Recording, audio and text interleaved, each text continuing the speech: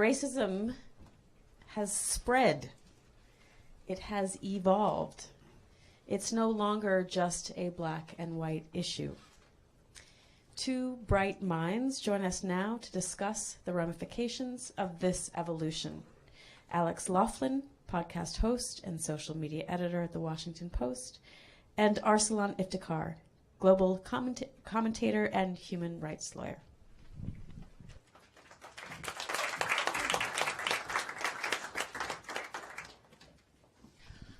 Hi. This has been so great. So I want to start by just telling a really quick story about my experience that I think is going to really inform the conversation that we'll have. So I spent about 5 years of my childhood in Hawaii, my formative years. And if you've never been to Hawaii or if you don't know anything about Hawaii, it's a very, very diverse place. In my first grade class of 14 kids, everybody was some sort of brown, some sort of mix of Asian, Polynesian, everything. And I learned early on that the word that I was haole, white. So that was cool. I was like, all right, cool. And I would go home and see my friends on the Army base where I lived, and most of them were white. And there was this one boy that I really liked. I really liked him. His name was Josh, and he was white, and he had red hair. And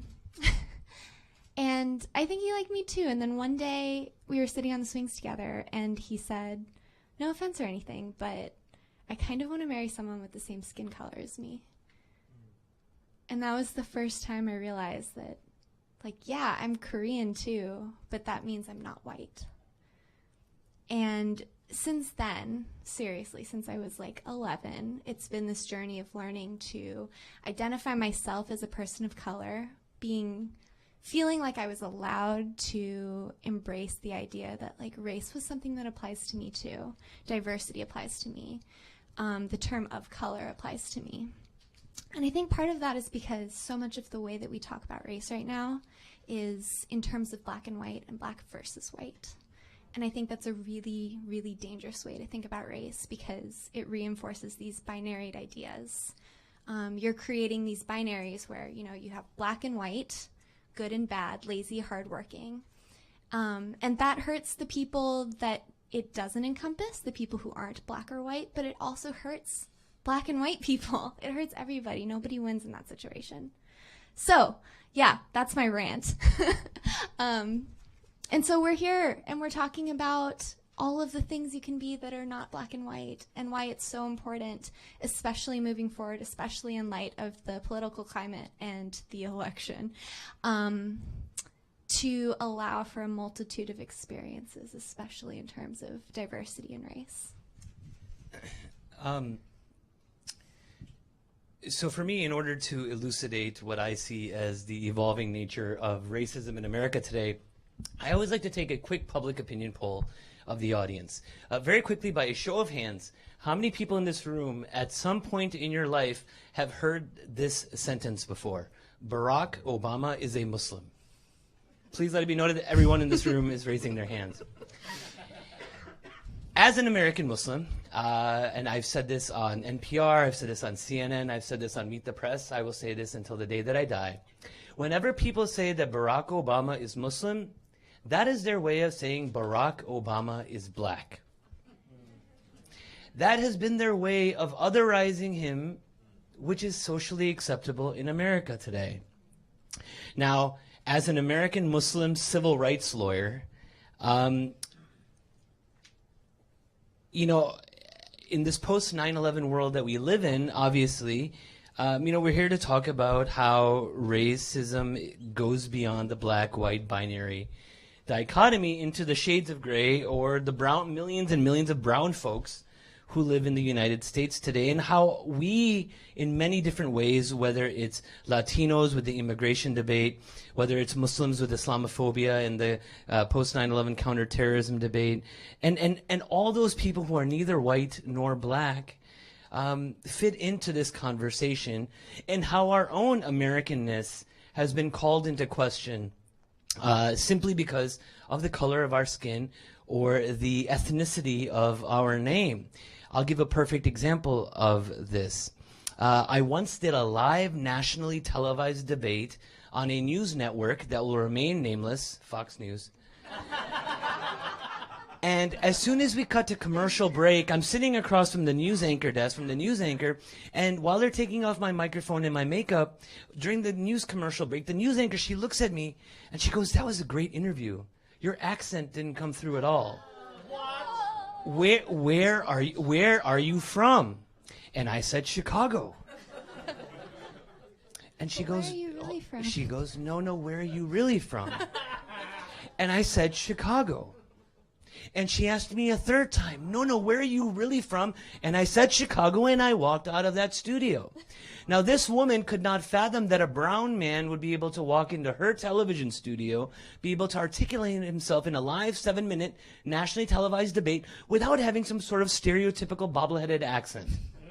Her notion of what it meant to, quote-unquote, be American apparently did not include me, because I promise you, if I was a white dude who walked into her studio, she never would have commented on how well my interview went or that my accent didn't come through. She was listening as much to the messenger as she was to the message. And that's what we have to understand today, whether it's the immigration debate, whether it's Islamophobia, whether it's anything that we talk about, that we are no longer talking in a linear binary dichotomy of black and white. There's an entire spectrum of the shades of gray in between that we will need to definitely discuss moving forward in America today. Totally. Yes, I agree. Sorry. I agree. Was that too intense? No, that was great.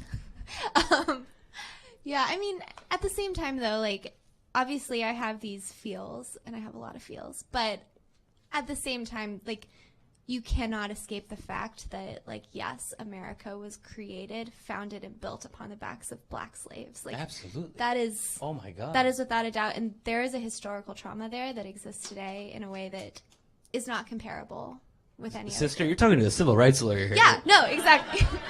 I was a women's studies major. I'm here for this. And you really you hit upon the historical aspects of racism in this country.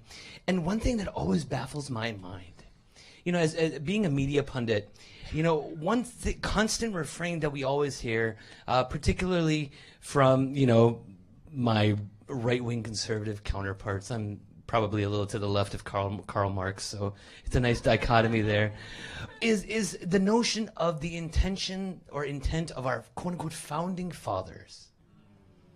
As though our founding fathers were divinely inspired by God. People tend to forget that in our United States Constitution, black people were written in as 3/5 of a human being. That this so-called American dream that we have today was, as you said, built upon the backs of black slaves and the legacy that has residually impacted over the last 400 years.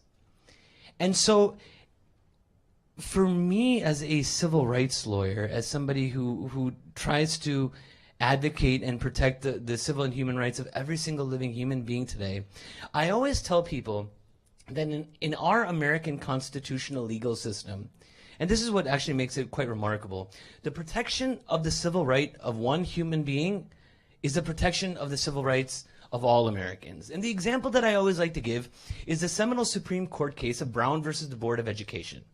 Now, most of us in this room know that Brown v. Board was the seminal Supreme Court case which ended segregation in our schools, right? It was about a little African-American girl in Topeka, Kansas, Linda Brown, now Linda Brown Thompson, who could not go to the school by her house, closest to her house, because it was a whites-only school, and she had to walk over a mile to go to a blacks-only school. Well, even though most people know that Brown v. Board ended segregation in our American schools, what most people actually don't know is that Brown v. Board was also the legal precedent for Title VII of the 1964 Civil Rights Act, which bans employment discrimination against any American in the United States today. So think about that for a second. A little black girl who had never worked a day in her life, because she stood up for her civil right, she now protects every single one of us in this room today. And that's why I always tell people that we have to stand up as allies for one another. That we have to stand up for undocumented immigrants, even though we might not be an immigrant. That we have to stand up for marriage equality, even though we might not be part of the LGBT community. That we have to speak out against Islamophobia, even if we're not Muslims, or anti-Semitism, even if we're not Jewish. Because only when we stand up for one another will we be able to protect the social fabric of this country. That was very beautifully said. I also, I would like to kind of divert into a different direction slightly. So you bring up, your critiques of the right. And I will say, like, this is going out on Facebook. I'm completely nonpartisan. But I was a women's studies major, and I care a whole lot about race. Okay. But I will say that, one of my great frustrations, especially since the election, has been a lot of the infighting that I've seen on the progressive side of the spectrum. True story. And a lot of the judgment and the writing off of people based on, where they stand identity-wise. I was listening to a podcast recently where they were talking about Christina Aguilera. Okay. And, stay with me, please. And they wrote her off because they were like, oh, Christina Aguilera is such a white girl, whatever. And, she is white. She is white, but she's also Ecuadorian. And that is exactly what I'm talking about, is we need to be able to see the way that people are connected to difference beyond what they look like just in a simple picture. Because even if, there's Christina Aguilera, she's white, but she has experienced difference in that way. And there's so much that you can't see about a person based on just looking at them. And that is really, I think, especially in this crowd, is my big challenge to the audience is, just because just because you consider yourself to be on a quote-unquote right side of history doesn't mean that you are immune to that self-reflection, because I think it's so crucial. And I think that when it's done on the left, it is just as harmful and destructive as it can be done on the right. Absolutely. And, for me, what's most disconcerting, as somebody who deals in media narratives on a daily basis is the continued normalization of white supremacy now in America. And the one thing that keeps me up at night is this so-called quote-unquote alt-right movement, which is just a euphemism for white supremacists. And we have seen media outlets from the LA Times to GQ magazine do profiles of leaders of the alt-right movement, Richard Spencer, in order to humanize the white supremacists in a way that they refuse to do with the Black Lives Matter movement. And our jargon that we use, the terminology that we use, is so racist. And the one word that comes to mind is terrorism. When a criminal act of mass murder is committed by a brown Muslim man, that is immediately called terrorism within 10 seconds of it occurring. In the year 2015, there were over 350 mass shootings in the United States of America, and less than 1% of them were committed by Muslims. But only the one that was committed by Muslims, the San Bernardino shooting, was immediately labeled an act of terrorism. When 6 months prior, a 21-year-old white man named Dylan Roof walked into the AME Emmanuel Church in Charleston, South Carolina, proceeded to sit in Bible study for 1 hour, and then proceeded to slaughter 9 innocent African Americans, including one state senator for whom he had asked for by name. That was never called an act of domestic terrorism. And so even the jargon and the terminology that we use in our own media narratives, and as a member of the media, I accept responsibility for changing this narrative as well. Until we have a level playing ground where every act of terrorism is called an act of terrorism, whether it's by a white Christian man or by a brown Muslim one, until we get to that level playing field, I don't have much hope for our society. Is there something that you think that people here in the audience or people watching could take away from this session and to apply to their everyday lives that would bring us closer to that? Yeah, that's a great question, Alex. And I always talk about humanization, right? The more people are humanized to you, the less likely you are to demonize them. And the one example that I always love to give is the marriage equality debate. Right, 20 years ago in the 1990s, gay marriage was the most vitriolic, polarizing debate in America today. Right, but then we had shows like Will and Grace that came on. You could be a right-wing evangelical Christian, but you probably know a gay person in your family, right? Well, I don't support gay marriage, but my cousin Joe's gay, and he's the greatest guy in the world. I always joke that I wish people had Muslim cousins to humanize us to all of America. But it is about getting out and getting to know the other, right? It is important for me. I love it the most when I go on television and I get to talk about things that don't affect me at all, right? I love going on NPR or CNN and talking about marriage equality, even though I'm not LGBT, or talking about comprehensive immigration reform, even though I was born in one of the 13 original colonies, or talk about the Black Lives Matter movement. As a non-black man and as a non-white man, as a civil rights lawyer, we cannot understand there are so many privileges that we have in this country, right? I will never in my entire life have to worry about being shot by a police officer when pulled over in my Mercedes. Now, many of you will never know what it feels like to get the hairy eyeballs as a 6'4" Muslim man walking onto an airplane. You have a privilege there that I don't.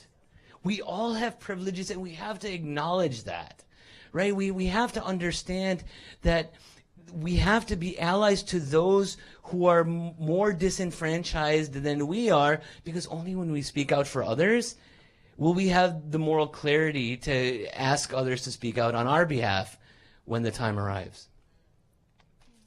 Yeah, I think it comes down to just trying your hardest to see the humanity in other people and trying to connect with them on a really human level. And while identity politics are crucial to the way that you see things, it's also really important to try to look past that when possible. It brings me, actually, nice transition, it brings me back to Obama's speech last night where he made that comment about, you may see this white man and think that he has these privileges, but he's suffering in ways that you can't always see. Yeah, no, absolutely. But what I think is really problematic, just from a normative empirical perspective, we just went from the first African American president of the United States to the first person who was openly endorsed by the Ku Klux Klan and the American Nazi Party. Just think about that for a second. A man who has openly mocked Latinos, people with disabilities, Muslims, women, pretty much every minority demographic under the sun, is now going to be our commander-in-chief for the next 4 years at the very least. Now, many people say, well, you know what? He won fair and square. We should give him a chance. Hell no. From the first day that Barack Obama was elected, a wide swath of the Republican Party, from Mitch McConnell onward, made it their raison d'etre to be obstructionists and hold Barack's feet to the fire. And so it is our job it is my job as the vocal opposition to hold Donald Trump's feet to the fire from his first day as president until the last, because we have to remind him that our job is not to make his life easier as president. His job is to make our life easier as Americans.